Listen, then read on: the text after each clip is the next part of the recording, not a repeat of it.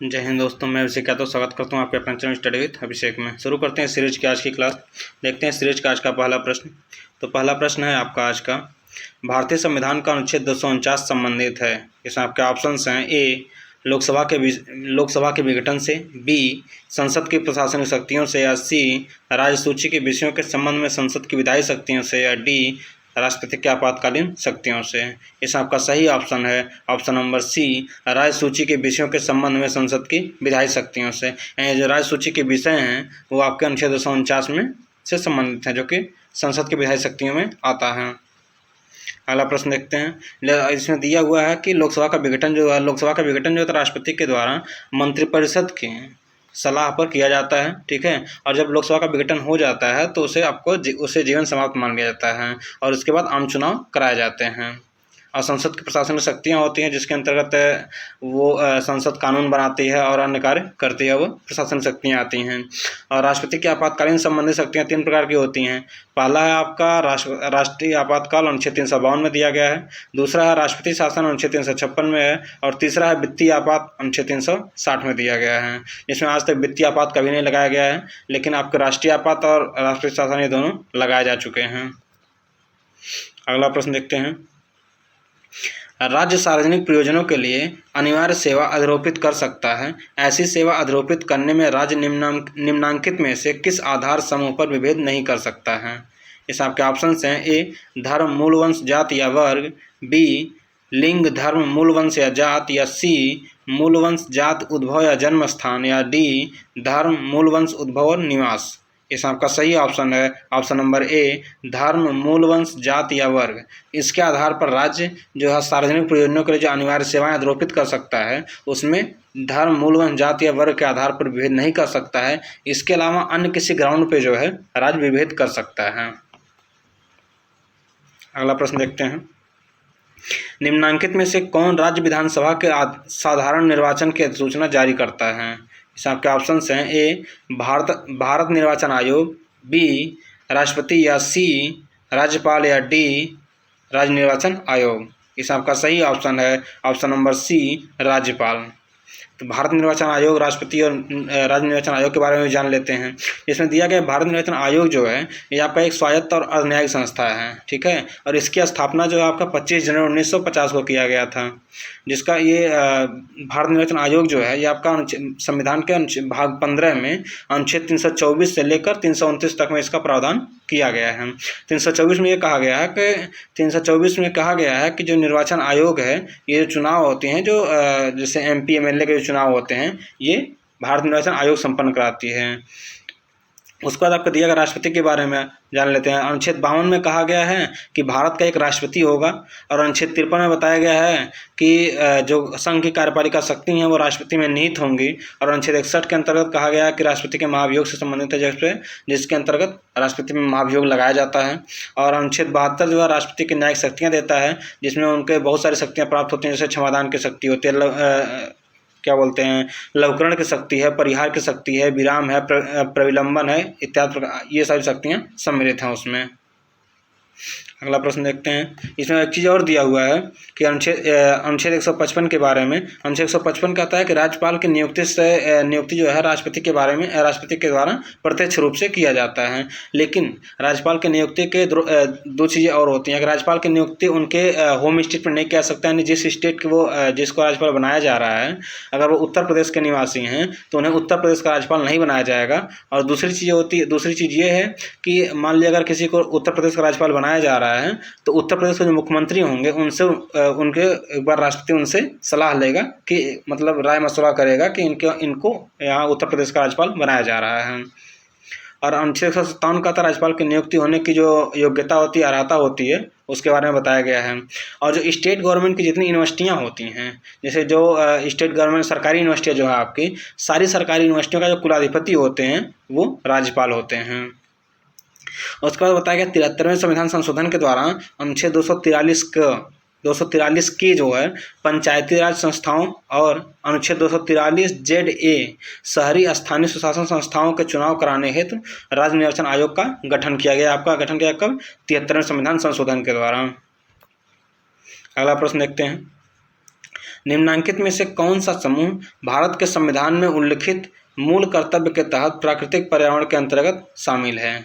इस आपके ऑप्शंस हैं ए झील, नदी, पर्वत और वन्यजीव, या बी वन, झील, नदी और वन्यजीव, या सी वन, झील, पर्वत और वन्यजीव, या डी वन, झील, नदी और पर्वत। इस आपका सही ऑप्शन है ऑप्शन नंबर बी वन, झील, नदी और वन्यजीव। ये जो आपके मूल कर्तव्य के तहत प्राकृतिक पर्यावरण के अंतर्गत ये शामिल हैं। अगला प्रश्न देखते हैं। भारत के संविधान में समवर्ती सूची के प्रावधान का विचार निम्नांकित में से किस देश से लिया गया है? इस आपके ऑप्शंस हैं ए संयुक्त राज्य अमेरिका, बी यूनाइटेड किंगडम, या सी कनाडा, या डी ऑस्ट्रेलिया। इस आपका सही ऑप्शन है ऑप्शन नंबर डी ऑस्ट्रेलिया से लिया गया है। और समवर्ती सूची है तो इस प्रकार के और दो और सूचियाँ होती हैं, समवर्ती संघ सूची, राज्य सूची और समवर्ती सूची।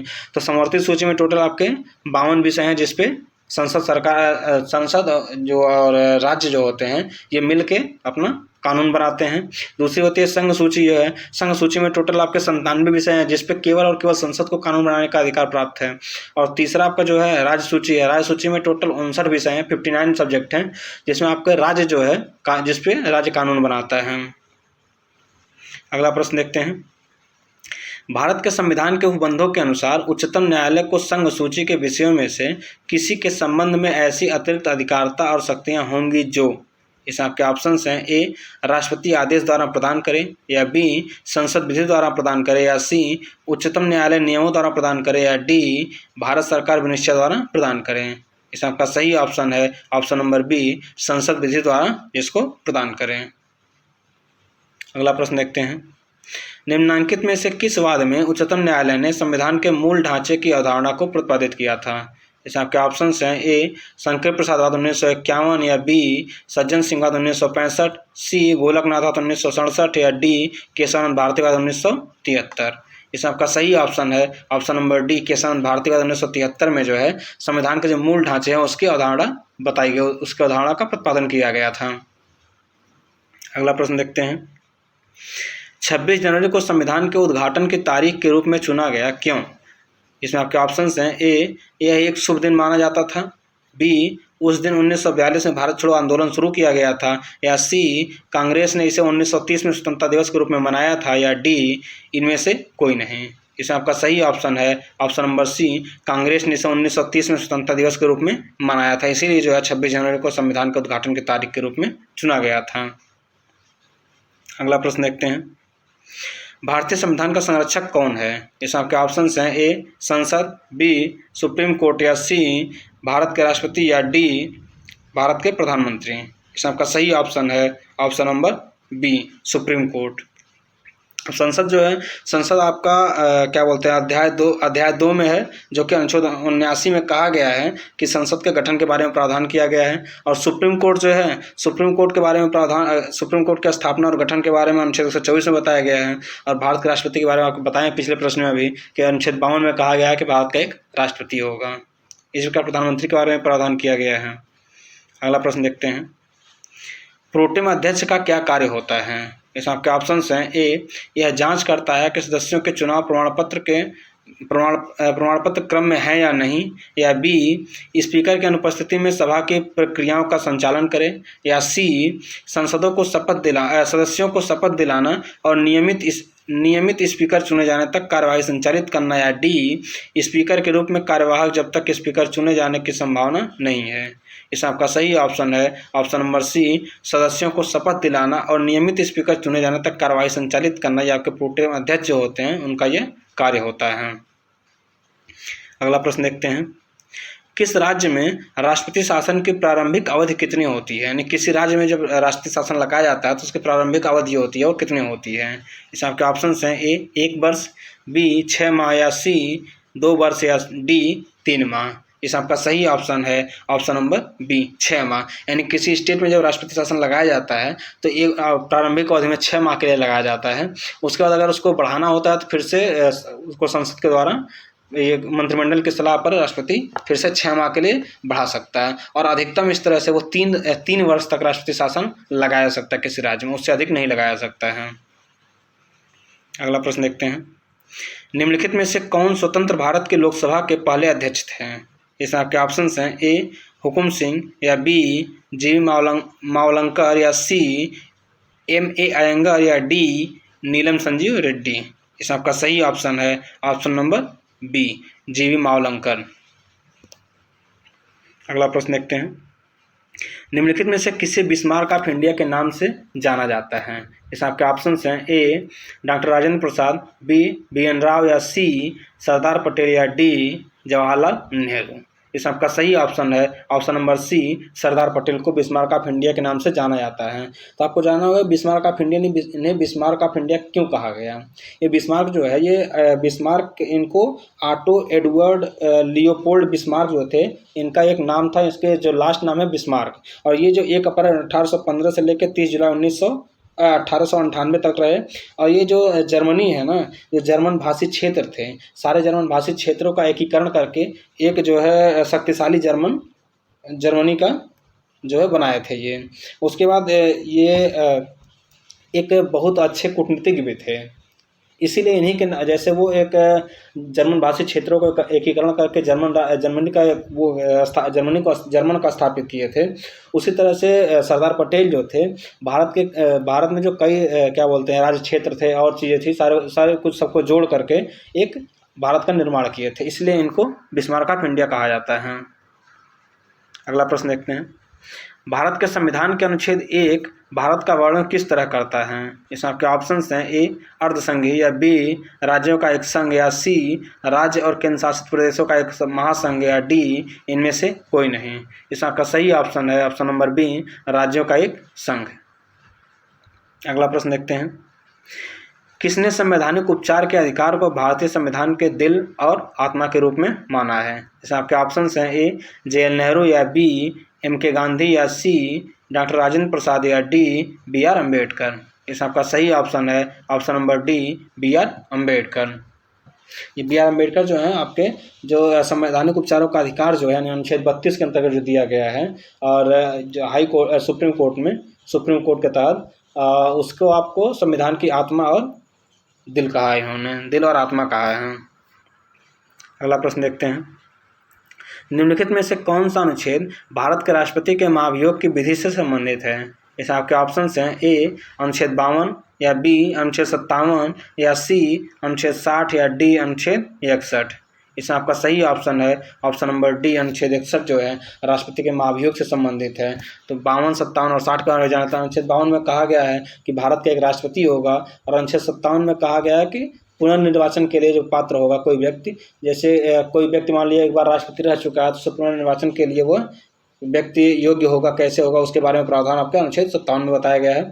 और अनुच्छेद 60 का आता है कि राष्ट्रपति के शपथ ग्रहण से संबंधित है, जिसमें बताया गया है कि राष्ट्रपति अपना पद ग्रहण करने से पहले भारत का मुख्य न्यायाधीश या उसके अनुपस्थिति में उच्चतम न्यायालय के सबसे वरिष्ठतम न्यायाधीश होंगे, उनके समक्ष शपथ लेते हैं। अगला प्रश्न देखते हैं। भारतीय संविधान का कौन सा अनुच्छेद संसद को नागरिकता के अधिकार को नियमित यानी रेगुलेट करने की शक्ति प्रदान करता है? इसमें आपके ऑप्शंस हैं ए अनुच्छेद 8, या बी अनुच्छेद 9, या सी अनुच्छेद 10, या डी अनुच्छेद 11। इसमें आपका सही ऑप्शन है ऑप्शन नंबर डी अनुच्छेद 11 जो है आपको नागरिकता के अधिकार को नियमित यानी रेगुलेट करने की शक्ति प्रदान किया गया आपके अनुच्छेद 11 में।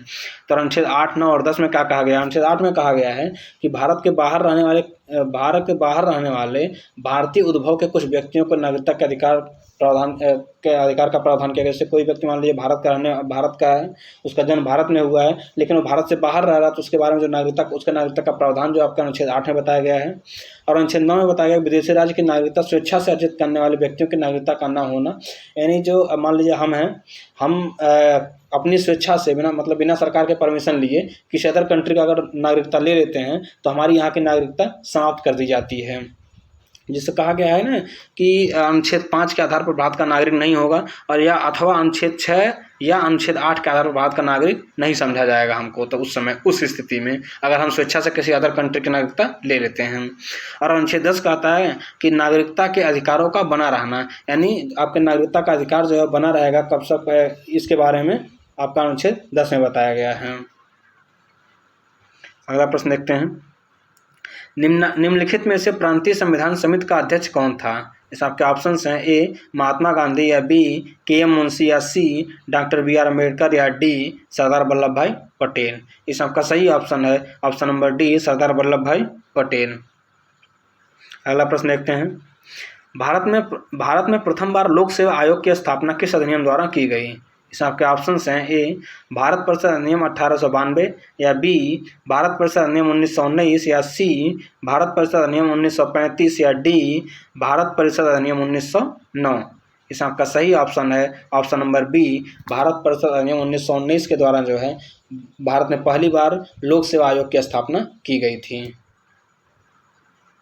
अगला प्रश्न देखते हैं, कौन सा संवैधानिक अनुच्छेद भारत के संविधान में संशोधन की शक्ति प्रदान करता है।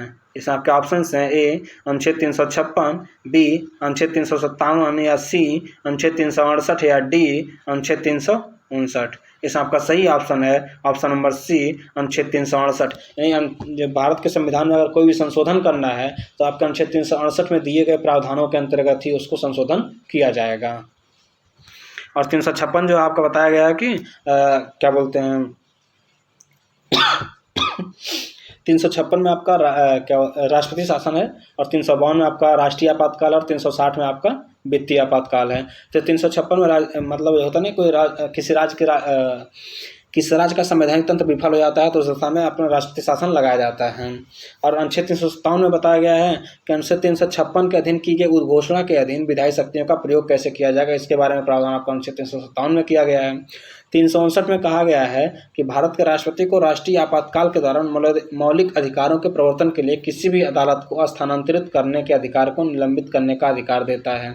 यानी जब इमरजेंसी लगाई जाती है, इमरजेंसी के दौरान राष्ट्रपति को जो मौलिक अधिकार को क्या बोलते हैं प्रवर्तन करना या निलंबन करना, उसके बारे में जो अधिकार दिया गया है वो उसके बारे में बताया गया है आपके अनुच्छेद 359 में। आज के लिए इतना ही, हम मिलते हैं अगले क्लास में। जय Hind, thank you so much.